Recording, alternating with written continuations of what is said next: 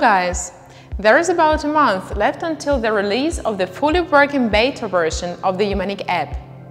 Our development team is approaching the final stages of its construction. So, what have been completed during the last week? We have designed and developed a key storage system. This provides 4 layers of security to store and manage private keys from user wallet accounts. This will prevent the loss and abuse of customer accounts. Even if we were to get hacked and lose all our data, no one would be able to get access to our customer wallets. The node listener has also been completed. This module is responsible for listening to all blockchain transactions, as well as identifying and collecting data about HMQ transactions. Every time HMQ is traded somewhere on the exchange market, we will know about it. One of the reasons for implementing this module is to analyze commission to all recent blocks and to determine the most efficient commission on the fly. This module will also help us to process transactions at our end, which means sending push notifications to the user, sending information to the log, and checking whether bonuses are applicable.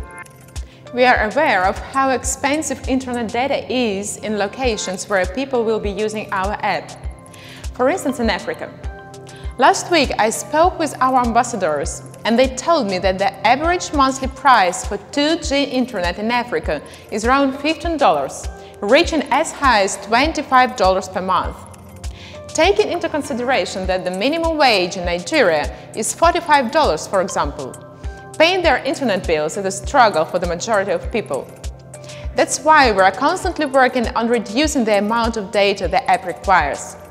To manage this, our developers have implemented an abstraction layer above the chat library. Our application is compatible with requirements for Android Lite, which means that the final application weight is projected to be around 10 megabytes. And you will spend the data only once when downloading the app. Then each message or transaction requires less than 10 kilobytes of your data plan. We have also ported chat methods from Java to React Native to minimize the latency time which the app takes to communicate with the chat server on the backend. This same attention to minimal data usage has been applied to Humaniq's new website. Once downloaded, it will be available even offline. This will help users with limited and/or expensive internet to avoid spending data needlessly each time they open the site. Once we have any updates to the content, users will get notification about it and will be able to refresh the page if they choose to do so. We have designed a system that tracks the HMQ exchange rate in real time and cross-matches it against all other fiat currencies. This means that at any given moment, every transaction or wallet balance can be displayed in US dollars or in local currency. Local currency is derived from users' geolocation. Well, that's all for today. Please subscribe to our channel and we meet next week.